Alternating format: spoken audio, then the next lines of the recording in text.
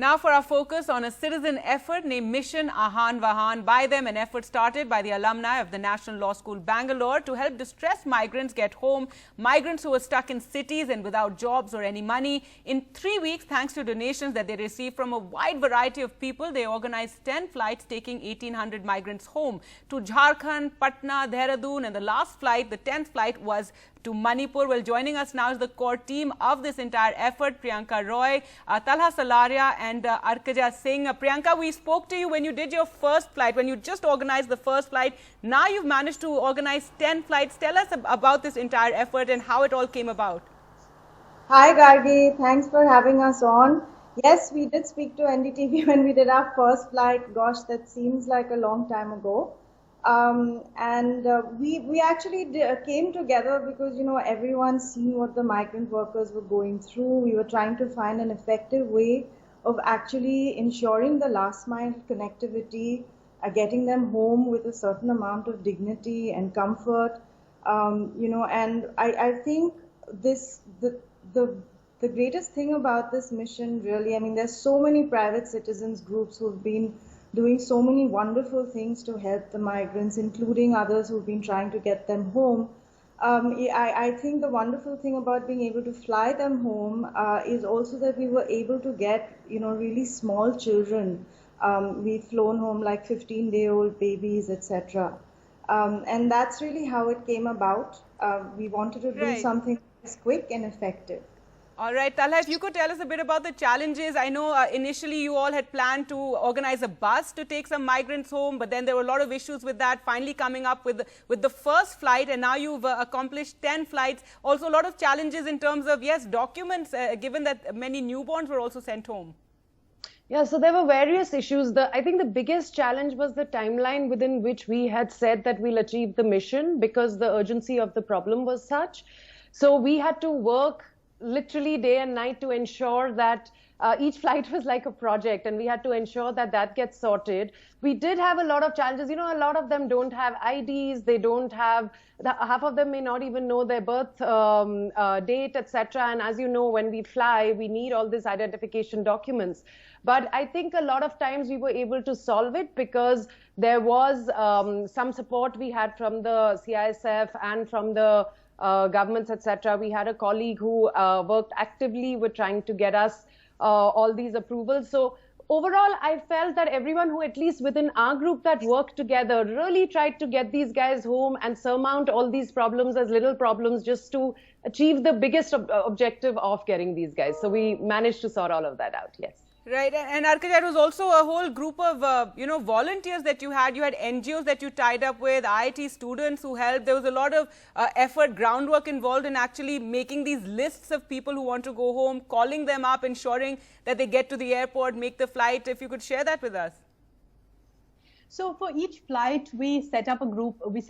I mean, the first thing to say is that, you know, we were a group of National Law School alumni who initiated the whole program, but a lot of volunteers from, you know, within NLS and outside joined us, and, you know, it's their hard work that made this all possible. For each flight, we set up a group.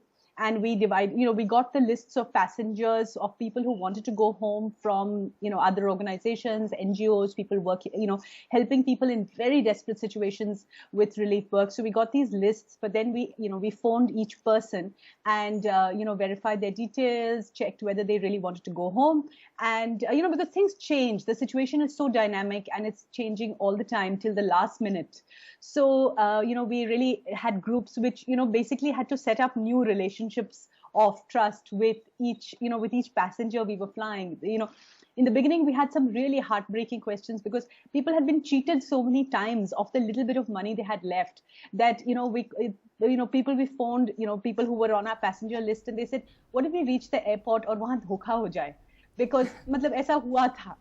So, we had to really, we had to help people reach the airport. It's, even if they've been in Bombay or in any of these cities, parts of the city are an alien landscape. They've never been to the airport. It's the time of the lockdown. So we had to, really actively, often right through the night, be in touch with our groups of passengers. All right, and then our incredible groups of volunteers then kept in touch with these passengers all the way, after they reached home, and then after they reached the city, the destination city. From there, the travel to their quarantine centers or to their homes, and various small issues that came up along the way.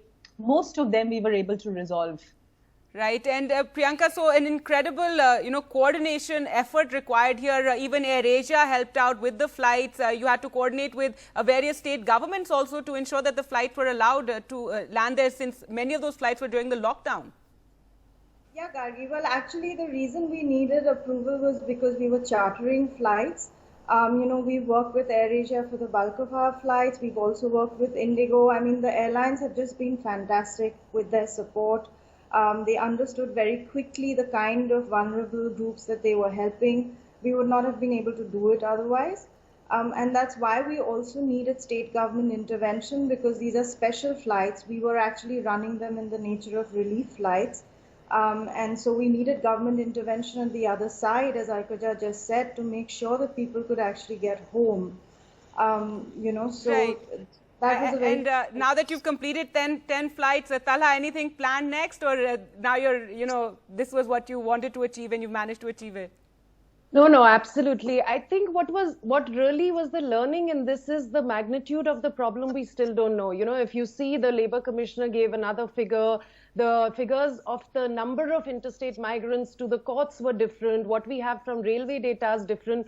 So actually, we don't really have a figure of the subset that we are talking about. We should have had these numbers because we do have an Interstate Migrant Act in place, but somehow that has not been followed. One of the reasons can also be because we also have about 450 just labor acts to comply with.